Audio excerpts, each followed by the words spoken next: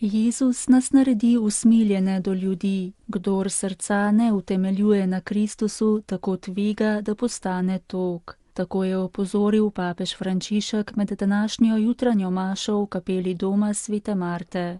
Med homilijo se je naslonil na evangeljski odlomek, ki govori, kako so Jezusu zastavili vprašanje, s kakšno oblastjo dela.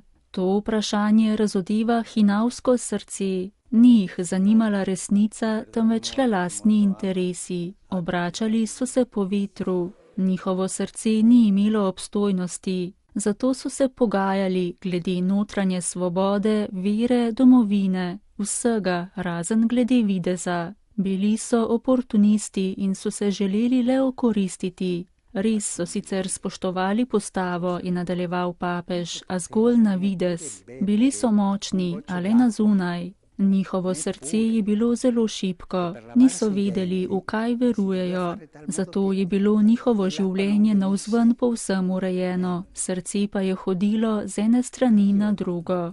Šibko srce in močna, trdna koža, kot v mavcu. Jezus nas nasprotno uči, da mora kristjan imeti močno, trdno srce. Srce, ki raste na skali, ki je on. Srce, ki hodi previdno, a se ne pogaja glede skale, ki je Kristus. Jezus se ni nikoli pogajal glede svojega srca sina očeta, a bil je zelo odprt do ljudi, iskal je poti, da bi pomagal.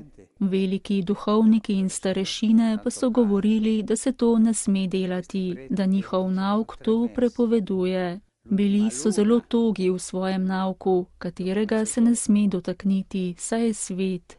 Papež Frančišek je spomnil, kako nas je Pij XII. Osvobodil težkega križa evharističnega posta. Nekateri se morda še spominjajo, da se ni smelo popiti niti kapljice vode. Tudi zobe si je bilo treba umiti na način, da vmes vode nisi pogoltnil. Sveti oče je povedal, da se je tudi sam, ko je bil mlad, nekoč spovedal, ker je šel k obhajilu, čeprav je pogoltnil kapljico vode.